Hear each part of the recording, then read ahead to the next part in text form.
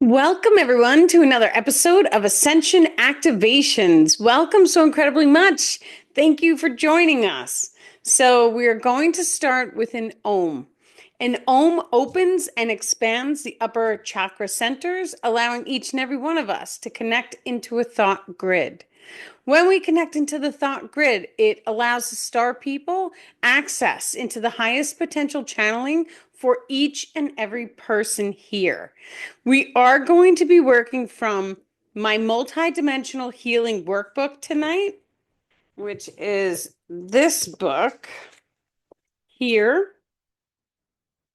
And we do have a couple of pages, page 129, 133, and 225 that we are going to be reading from as well. Beautiful. So we're going to just start by taking a deep breath in.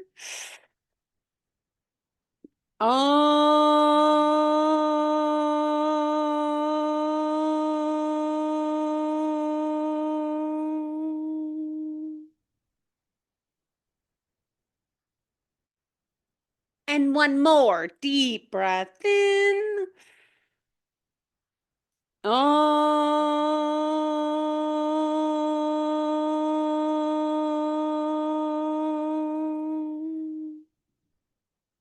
Thank you.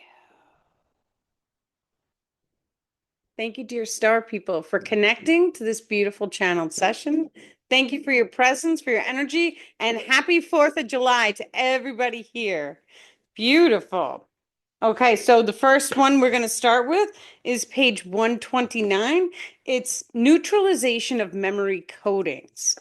So this one starts by memory codings are energetic imprints left behind by experiences, emotion, and thoughts, especially those that were never fully processed, forgiven, or integrated. Now, that is true. Anytime that we have a single thought inside of our mind, if we see something or hear something that is very traumatic, it has a potential to imprint inside of the body. Then, as divine creators, it's up to each and every one of us to go into the body and to feel the emotions that are stored in different organs, different areas of the skin, different micro expressions on the face.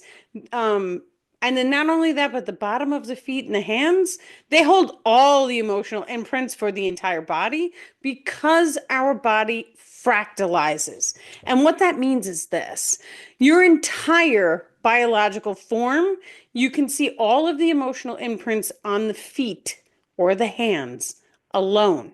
And that is because when we start to look at a teeny tiny little piece of the body, we start to see the entire figure of the entire body. That's a fractalization. It is a Fibonacci spiral. If you guys have ever seen a seashell and how the seashell spirals out, that is a Fibonacci spiral. The body works the same exact way using phi and Fibonacci ratios in the body as well as we can see those energies out in nature. Everything is connected. So here we go. Signs you have active memory codings. So if you get emotionally triggered by any memory that you've ever had, that means that there's an emotional imprint somewhere stored inside of your body. So what we want to do is we want to identify it. The process of identifying the emotions, a lot of times it is okay if we just use the inner child. Allow your imagination to activate. It is okay to feel like you are imagining the emotion code. So, whenever you start to go into the memories, how did that memory make you feel? For each and every emotion code that you have felt inside that memory, we say the word release. It is okay to say the word release several times. It is okay to spot check the emotion code. Is it fully released from my body? How does your body feel once you say the word release? Does it feel any lighter or does it feel about the same? We want to continuously release that emotion code until it feels lighter and then it feels the same. The second it feels the same, we know we have released as much as the body desires for that sitting. You may have to go deeper later on. That's okay too. There may be secondary emotion codes around the first one. What that looks like is this. Let's say you've experienced a code of happiness. Maybe you experienced happiness with a touch of bliss. Those are two different emotion codes. Many times, the emotion codes, you may trigger 2, 3, 4, 5, 10 emotions in one experience. So when we go into the memories, how did the memory make you feel? When we start talking about the imprints, the imprint is not only the basic emotion codes, happiness, sadness, fear, release. It is not only that. Emotion codes are also thought forms.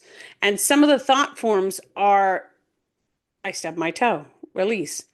I stretched. When you stretch the body, that is an emotion code. That is a thought form.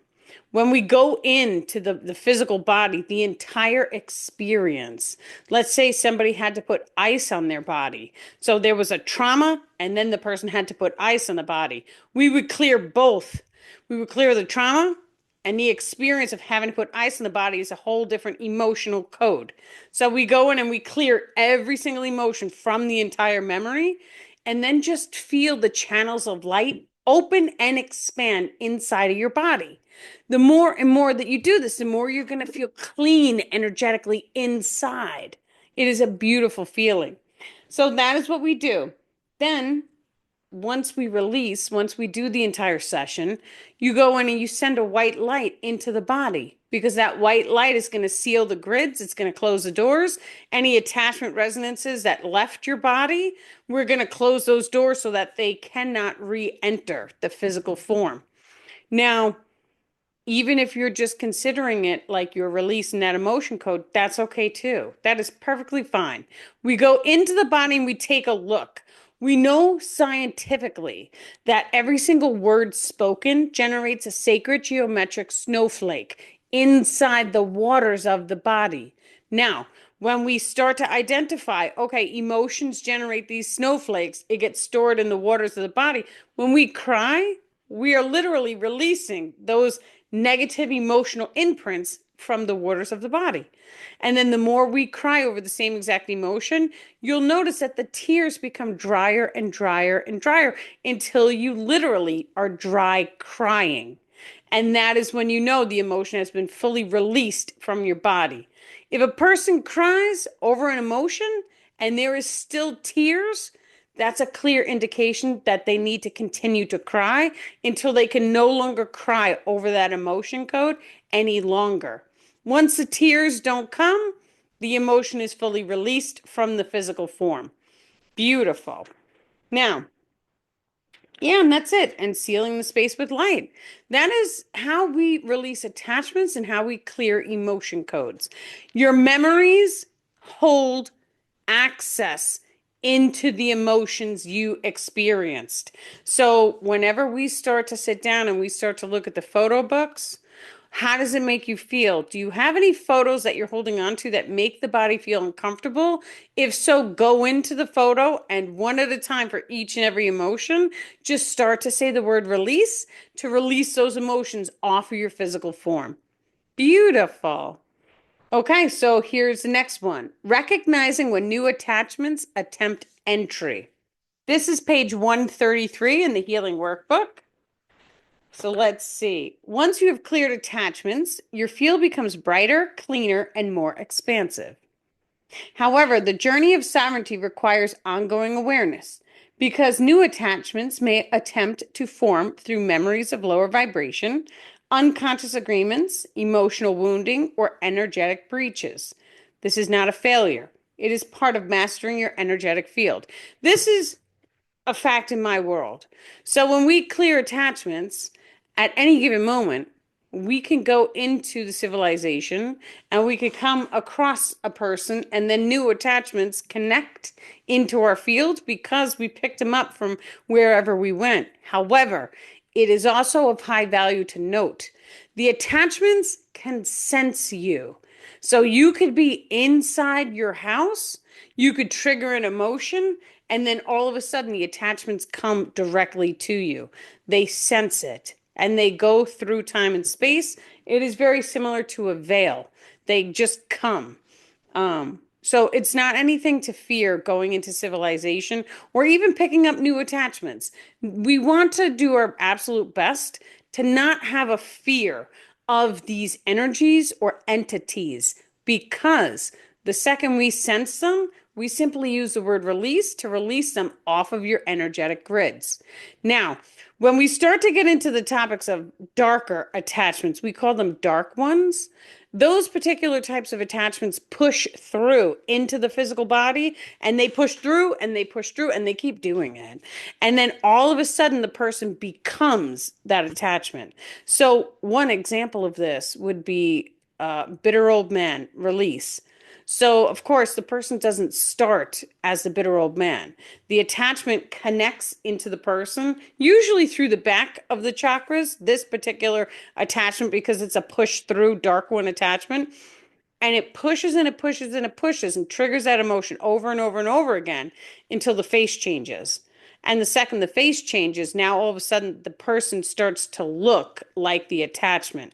That's a dark one. Now, once again, the second that we have the name, in that particular case, because many times it is an extensive long-term type of bonding that takes place, we may need to go in and clear multiple times in order to allow that attachment to fully come off. The reason that this happens is simple. The second we command it off by using the word release, the attachment releases. But then when that person triggers the emotion again of that, the door opens and he comes right back in.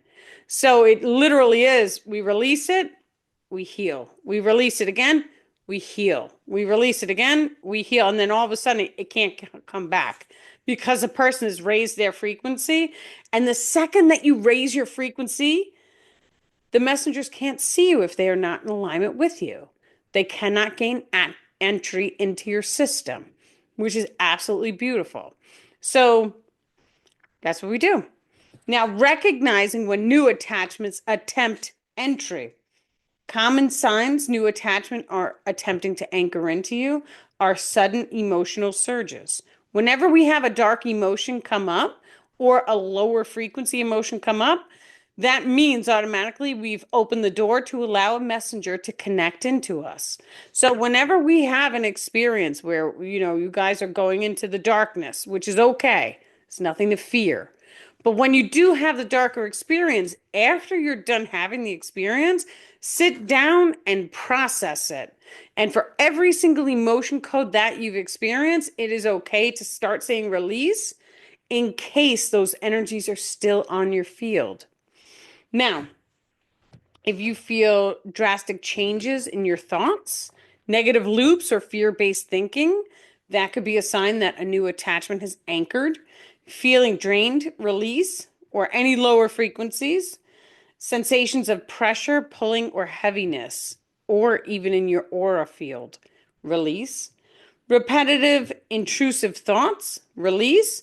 Sometimes, and it's fun, not really fun, when you sense negative thoughts coming in your mind, I want you guys to start to speak to them. And speak to them like there's literally a being talking into your head. And you will start to see that the voices, like, they get quiet really, really quick. I have had this awareness of them since I was young, but I never knew what it was. I always thought it was my thoughts in my mind. And it was like, wow, sometimes your thoughts get like that. And now all of a sudden it's like, no, it's an entity. It's an actual physical being that we cannot see. We're unaware of it. We call them attachments, but the second that you know what its name is, you can say release and it comes off of you. And when we do this and you're having all the negative thoughts coming in your mind and you tell the thing to release and like all of a sudden it's crickets in your mind, then you know. And the second that you know, now it opens the door to, well, what else is there? And then you start to clean your energy field, and then you feel a whole lot cleaner and more clean energetically inside of your body. And all of a sudden it becomes maintenance, right? So you go in and you release your attachments and you see how your body feels. It's wonderful. So let's see. Awareness is the guardian at the gate. So yeah, we want to name the attachment. What is your true name? And say the word release. That's how we do it. The more and more we start to do just that, the more and more you're starting to take true dominion over your energetic grids. Now, on occasion, if an attachment does connect with you and you may not know his name, it is okay to go through the entire process of what emotions come into your mind. So many times when we're talking about attachments, when we're watching the television is triggering so many different emotion codes. I mean, just imagine it like this. A 5-second video has this potential to trigger up to 20 different emotions in a person. And you watch 2 hours, right? So go through all of the darker emotions and just start saying the word release. And after you do this for like an hour, just see how your body feels. Once again, after we do an attachment release, we want to do a salt water bath or at least get salt water in your hair. Your hair holds magnetic energy, so utilizing salt water actually cleanses all of the emotions off of the hair. We know this because if you cut your hair on like a full moon, your hair grows in thicker. Or if anyone has experienced something very traumatic happen, many times they'll cut the hair right after a trauma happens. So, and what is that? That is releasing magnetic energies, which is wonderful to know. So let's see. We have page 225, Healing Body Distortions was the last page from this book. Okay. The mirror distortions, rewriting the self-image grid. There is an invisible grid behind every mirror, a frequency layer that reflects not only your body, but also your beliefs, memories, and societal imprints. When you look into the mirror and see something distorted, the distortion is not in the flesh, it is in the thought grid complex. This is a solid fact. So the second that you become aware of how to see densities are lower frequencies that put shade veils. So the way that I start teaching people to see densities is to look up at the corner of the room. So you could probably see the corner of the room, but like the actual top where the ceiling hits the corner in the wall, look up there. How does it look to you? Does it look light and bright or does it look a little dull? That's like the easiest way to start seeing densities. Now, if it does look a little dull, drop into a meditation, stare at it, and send it unconditional love. Leave the room and come back. And when you come back, does it look light and bright or is it dull? That's how you'll start to see. Once again, it does not matter what kind of lighting you have in the room. It can be the same exact lighting any time of the day. You're going to see it. It's either lighter and brighter or not. So when we start to talk about mirror dimension attachments puts a form of shade veil or density so that when you look at your body, you see the darkness, but the darkness isn't actually real. The mirror is reflecting different frequencies at you. So we know for a fact, some people can look into the mirror and they can completely see themselves a certain way, and that is not the way that their body is. That is a mirror reflection distortion. When we start to identify, oh, okay, well, I'm seeing something in the mirror that's not actually true, then we want to go into the mirror and we want to confront the mirror itself. I want you guys to stop, go to the mirror and look at yourself. What do you see? Do you see anything that you are not happy with or not pleased with? If so, tell it to release. Keep doing it. And then, but we light shield the body as well. So starting this process of like looking at your mirror reflection and telling yourself, you're beautiful. I love you.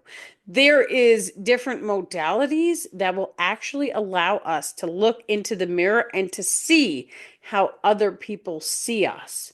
Now, once again, that is a form of meditation where you are confronting your image in the mirror, meditating with yourself, and you are asking your higher mind, your higher self, thank you for showing me how other people see me. You may have a vision open up. This is meditation. You could see anything. You could see into a different world. You could see the entire timeline. This is the power of your consciousness. So when you're looking into the mirror and you're asking for something, you're requesting, Um, I like to call you're putting in a ticket. When you put in a ticket, you want information. The information will expand for you. You just have to keep focusing upon it. The more you focus upon it, then all of a sudden, now you start to see, you may get a glimpse. You may see something very rapidly, it may and shift, and that's okay, but you caught a glimpse of it. And the second you catch a glimpse, if it is something negative, simply say the word release to release that energy off of your mirror reflection. The mirrors can show you into different worlds. You have to meditate into the mirror in order to see. Literally, when we start to mirror scribe, I believe it may be called, when we start to put our conscious focus and attention into the mirror, you can ask it to show you things. Your highest potential is one thing. You can ask it to show you into the lucid realms or the astral realms. You can ask it to show you what things you need to work on. Now, you may get a glimpse. You may see something. You may see something move or shift in the mirror. You may zone all the way into the mirror until all of a sudden it feels like you're in like a daydream, and then you may see it. That is the power of the human mind. When we go into the mirror, if you take one mirror and you break it, you're actually able to scry through it and see out the other end of the mirror because it was one piece. So you're able to do that too. Um, but once again, you guys, we could remote view. We don't need the mirror. The mirror is just a tool that we can use in order to see. But the truth is that when you're doing the meditation and you're focused on your consciousness and your extrasensory abilities, because that's what all these things are. They're extra senses that we have naturally, innately. It is part of being a human being. When you start to scribe into the mirror, you're able to see different worlds. You're able to see different aspects. And actually, when you're looking into a mirror, you literally are looking into a different world among worlds expression. And what that means is this: there is a time delay from the moment the mirror reflects back to you and the light is traveling into your eyes and it goes through your entire system. It's very minute time delay. But when you're looking into the mirror's ocular lens settings, the star people are calling it, could be different. So what Tarek and the star people are saying right now, some mirrors, they'll tell you, item in mirror is closer than it seems. The mirror is set to show you a different wavelength, a different view. It's a different view into the world. It's a different perception. So every single time you're looking in a mirror, you're literally looking into a different dimension.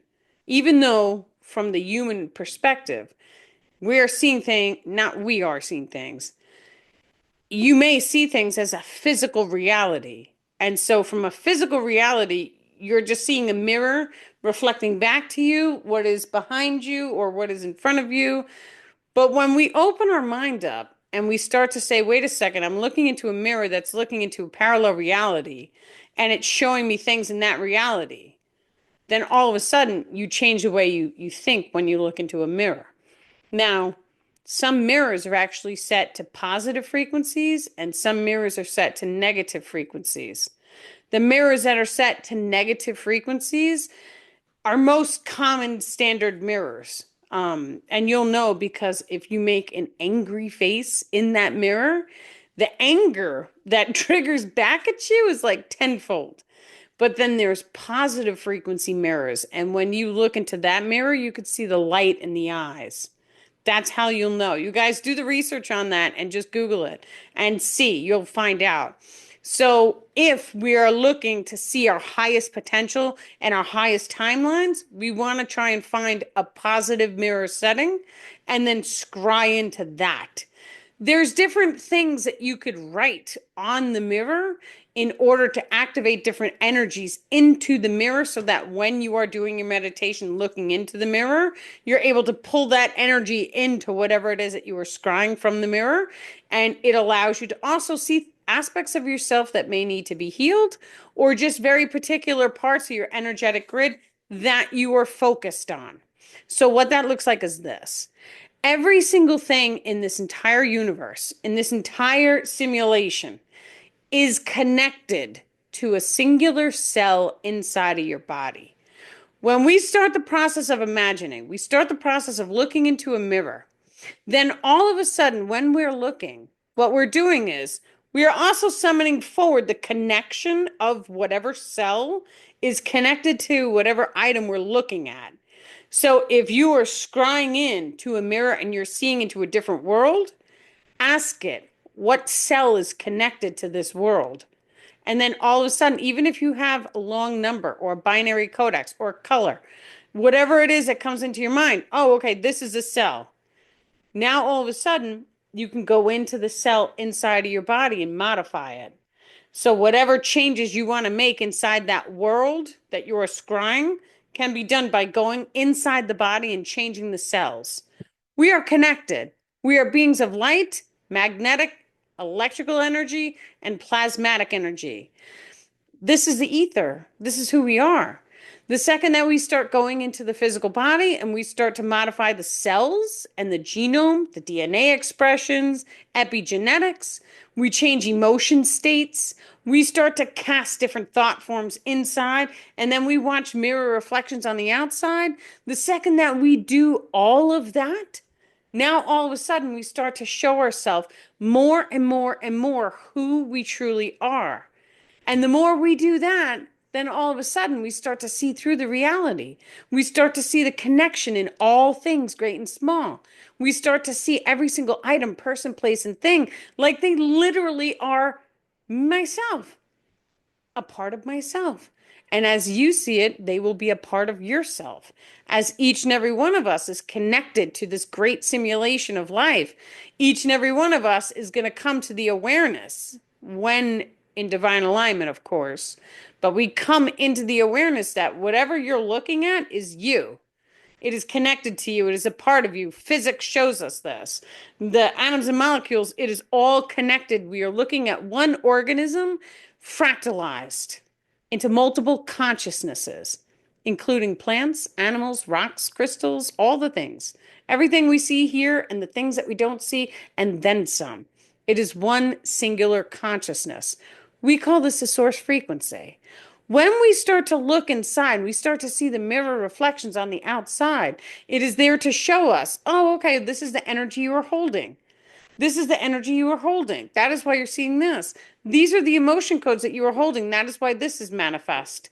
Oh, you took an item outside of your house. Here's what it changed outside your world. There it is. So we start to look at the signs and synchronicities of every single thing in our bodies, in our minds, and in our lives. And we start to see more and more through the reality. And then all of a sudden, we ascend. And when we ascend, what it's so beautiful, the process of ascension, because now you know who you are.